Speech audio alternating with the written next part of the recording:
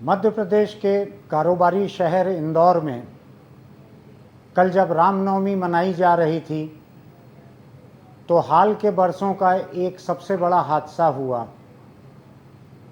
शहर के बीच एक रिहायशी इलाके में बने हुए एक मंदिर के भीतर एक बावड़ी की छत गिर गई। उस पर बैठकर हवन देखते हुए या करते हुए लोग बड़ी संख्या में नीचे गिरे पानी में। सलाखें बहुत पैनी थीं, बावड़ी बहुत गहरी थी, लोगों को निकालने में बड़ी मुश्किल हुई। और आज सुबह इंदौर और भोपाल के हमारे एक पत्रकार दोस्त पंकज मुकाटी ने बताया कि अब तक 35 लोग वहां मर चुके हैं। 35 लोग। अब सवाल ये उठता है कि इन मौतों के लिए जिम्मेदार कौन है, क्योंकि ये मंदिर कोई बहुत सामान्य मंदिर नहीं था।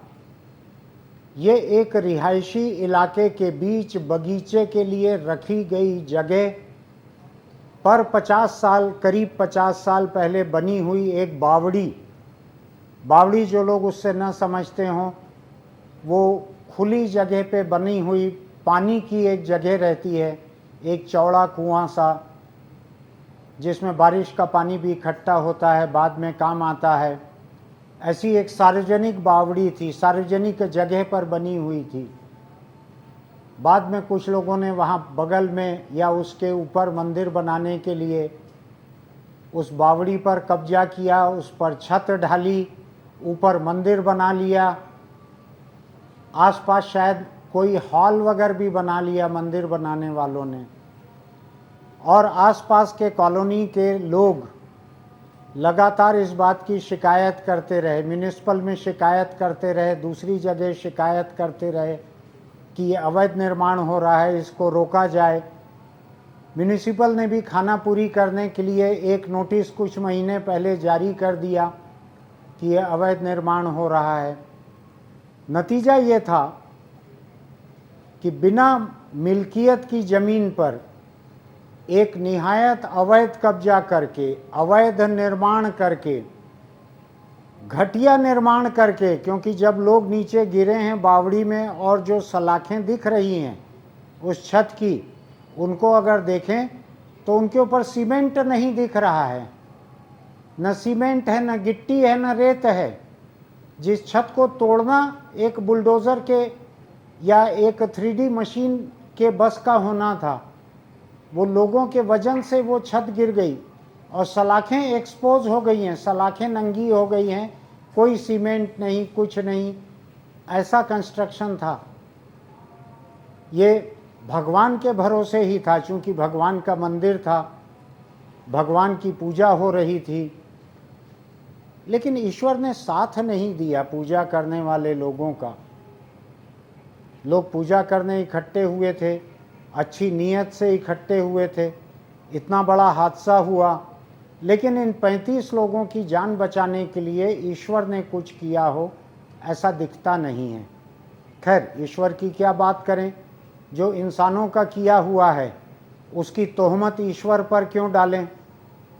ये याद रखने की बात है कि ये वही इंदौर शहर है मध्य प्रदेश का जहाँ पर कुछ बरस पहले वहाँ के सबसे बड़े भाजपा नेता कैलाश विजयवर्गीय, ये राष्ट्रीय स्तर के नेता हैं भाजपा के संगठन में, उनका बेटा, वो वहाँ विशाल विजयवर्गीय नाम था, आकाश विजयवर्गीय। आकाश विजयवर्गीय ने वहाँ पर कोई अवैध कब्जा हटाने के लिए म्यूनिसिपल की टीम पहुँची थी।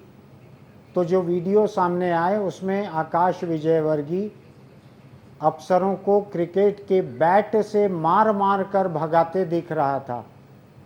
ये एक अलग बात है कि 15 बरस की भाजपा सरकार वाली मध्य प्रदेश में अफसरों ने इतनी मार खाने के बाद भी आकाश विजयवर्गीय को पहचानने से इनकार कर दिया।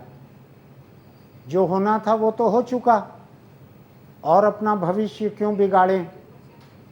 तो ये शहर का मिजाज है जहाँ पे किसी अवैध चीज़ को रोकने के लिए अफसर पहुँचे तो उनको सत्तारूढ़ पार्टी के सबसे बड़े एक नेता का बेटा बल्ले से मार मार कर, जिसके की वीडियो देखे हैं सब ने, क्रिकेट के बैट से मार मार कर भगाता है। ये सबका देखा हुआ है।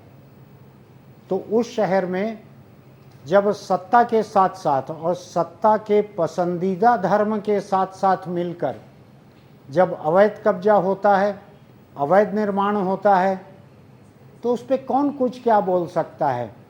एक पुरानी लाइन लिखी जाती है कहीं कहीं कि सैया भय कोतवाल तो डर काहे का। तो राज्य में सरकार, स्थानीय सांसद, स्थानीय निर्वाचित दूसरे नेता, विधायक, मुख्यमंत्री, सब लोग जब एक धर्म के साथ हैं तो उस धर्म के नाम पर अवैध कब्जा, अवैध निर्माण सब कुछ जायज़ हो जाता है। छोटे छोटे से अफसरों की क्या बिसात, क्या उनकी औकात कि वो जाकर उसको रोक सकें। ये पूरे हिंदुस्तान का कमोबेश यही हाल है। जिस जगह, जिस समुदाय की, जिस धर्म के लोगों की भीड़ है, जहाँ जिसकी आबादी अधिक है, जहाँ जिसकी सत्ता है, जहाँ जिसके नेता हैं, वहाँ पर किसी भी धर्म के लोग इसी तरह सरकारी और सार्वजनिक जगहों पर कब्जा कर रहे हैं, वहाँ पर अवैध निर्माण कर रहे हैं, वहाँ पर अवैध कार्यक्रम कर रहे हैं और बगीचे पर कब्जा कर ले रहे हैं। ये सिलसिला पूरे देश में चला हुआ है। और इस सिलसिले के साथ ये भी याद रखने की ज़रूरत है कि सुप्रीम कोर्ट ने कई ऐसे फैसले सुनाए हैं जिसमें उसने रोका है कि सार्वजनिक जगहों पर, सार्वजनिक उपयोग की जगहों पर किसी तरह का कोई धार्मिक निर्माण न हो। मैं जिस शहर में बसा हूँ, इस शहर में हमने पिछले 20-25 वर्षों में लगातार ऐसे अवैध निर्माण, धार्मिक अवैध निर्माण की तस्वीरें खींचकर, समाचार छापकर अफसरों को भेजे हैं कि इसके ऊपर कार्रवाई कीजिए, ये धार्मिक अवैध निर्माण हो रहा है। कहीं कुछ नहीं हो पाया। छत्तीसगढ़ की इस राजधानी में 2 बड़े अस्पताल, सरकार के जो 2 सबसे बड़े अस्पताल हैं, उन दोनों बड़े अस्पतालों में बड़े बड़े धार्मिक कब्जे हैं, बड़े बड़े धार्मिक निर्माण हैं। एक में मंदिर है जो मैं यहाँ से खिड़की से देख रहा हूँ तो मुझको दिख रहा है, बड़ा सा कब्जा, बड़ा सा मंदिर। और एक दूसरा बड़ा अस्पताल जो है यहाँ का, उसमें बड़ी सी दरगाह। दोनों ही अस्पताल के हक की ज़मीन, अस्पताल की ज़मीन पे कब्जा करके, पीछे कोई नहीं है। शहरों में अगर आप देखेंगे, बड़े बड़े गुरुद्वारे पूरी तरह से अवैध कब्जा करके, पूरी तरह से अवैध निर्माण करके, इसी शहर में जहाँ से मैं बोल रहा हूँ, यहाँ पर नेशनल हाईवे के किनारे बड़ी सी सरकारी ज़मीन पे शुक्रवार, शनिवार और इतवार के 3 दिनों का इस्तेमाल करके, ताकि अदालतें बंद रहें, सरकारी अफसर बंद रहे, कोई रोक न सके, 3 दिन में गुरुद्वारे की इमारत खड़ी कर ली गई। ऐसी कार सेवा की गई। समुदाय के औरत मर्द सब जुट गए उसको बनाने में।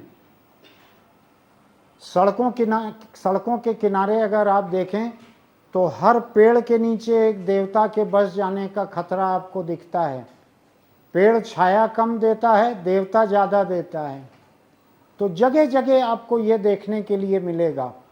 जितनी कॉलोनियाँ बनी हुई हैं, सरकारी कॉलोनी, किसी हाउसिंग सोसाइटी की कॉलोनी, इन सब में आप देख लीजिए, जो सार्वजनिक उपयोग की जगह रखी गई है, जो गार्डन की जगह रखी गई है, उस पे अनिवार्य रूप से मंदिर बना दिए गए हैं, क्योंकि वहाँ पर हिंदुओं की संख्या ज़्यादा है।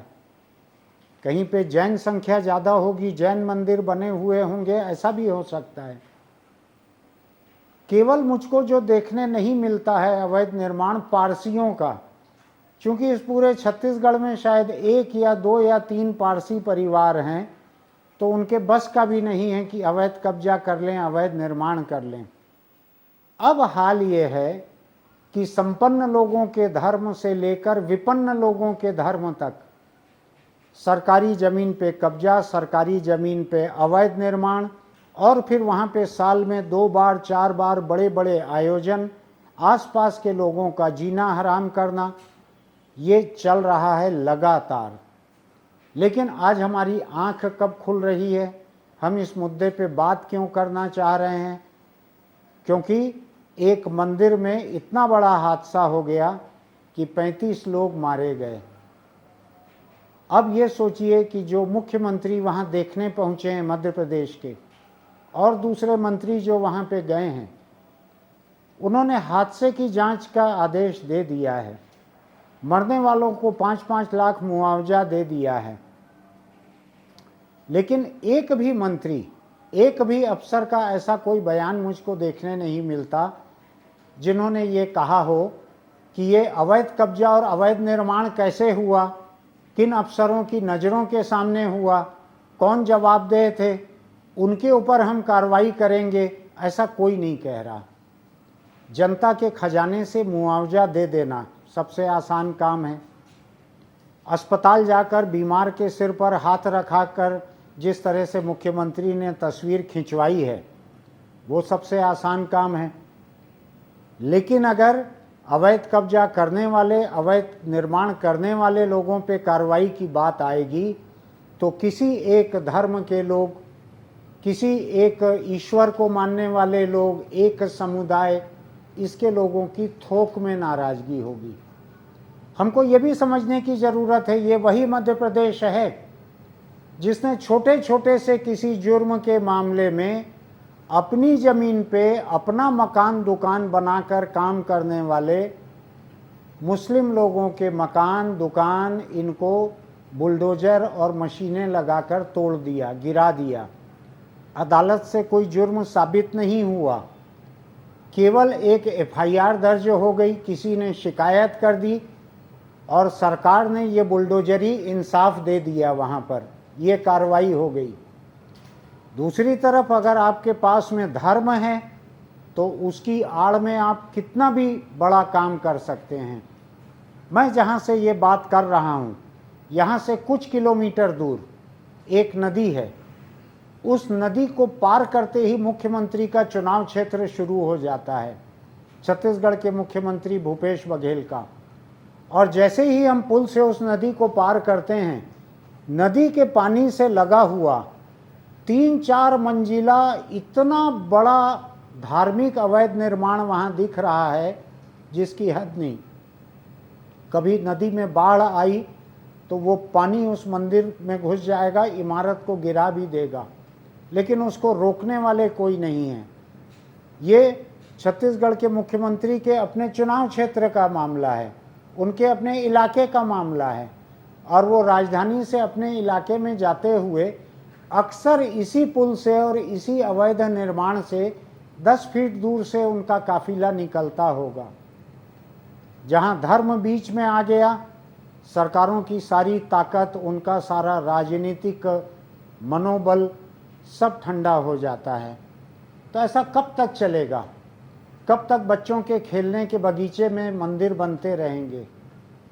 कब तक उन मंदिरों को इस तरह से अवैध निर्माण करने दिया जाएगा? ये सिलसिला कहीं ना कहीं रुकना चाहिए। देश की अदालतें हुक्म दे देती हैं, फैसले सुना देती हैं, लेकिन मोटे तौर पे वो फैसले फतवों की तरह के हो जाते हैं कि कोई धार्मिक नेता कोई फतवा दे रहे हैं, किसी को सुनना है सुने, मानना है माने, नहीं मानना है ना माने। कोई किसी का सिर काट के लाने का फतवा दे देते हैं, किसी का सिर कटते हमने नहीं देखा, देखना भी नहीं चाहते, लेकिन सुप्रीम कोर्ट के दिए हुए फतवों पे अमल देखना ज़रूर चाहते हैं। आप अपने आसपास देखिए, जो धार्मिक अवैध निर्माण दिख रहे हैं, धार्मिक अवैध कब्जे दिख रहे हैं, उसके बारे में लिखिए, उसके बारे में अफसरों को लिखिए, विभागों को लिखिए, अपने प्रदेश के हाई कोर्ट के चीफ जस्टिस को लिखिए, सबको लिखिए आप। हो सकता है किसी न किसी दिन कहीं ना कहीं ये बात सुनी जाए। आज मैं इंदौर के इस हादसे में गुजरे हुए लोगों को श्रद्धांजलि देने के अलावा कुछ नहीं कर सकता। इन लोगों को ये अंदाज़ नहीं रहा होगा कि ये छत इतनी कमज़ोर है, लेकिन जिन्होंने बनाया होगा उनको भी अंदाज नहीं रहा होगा, उनको तो अवैध कब्जा और अवैध निर्माण करना था। लेकिन जिन नेताओं ने ऐसे अवैध कब्जे और अवैध निर्माण को बढ़ावा दिया होगा, जिन अफसरों में ये दहशत होगी कि हम इसको तोड़ने जाएंगे तो केवल क्रिकेट की बैट से नहीं पिटेंगे, त्रिशूल और भाले से भी मारे जाएंगे, तलवारें भी निकल आएंगी, कट जाएंगे, ये डर रहता है धर्मांध भीड़ से, धार्मिक भीड़ से। तो धर्म के अवैध निर्माण, धर्म के अवैध कब्जे के खतरे को समझिए। ये खतरा टलने के लिए नहीं आता है, ये आता है तो बस बने रहता है। इस बारे में सोचिए। हम कल किसी और खबर को लेके आपके साथ यहाँ रहेंगे। तब तक के लिए नमस्कार।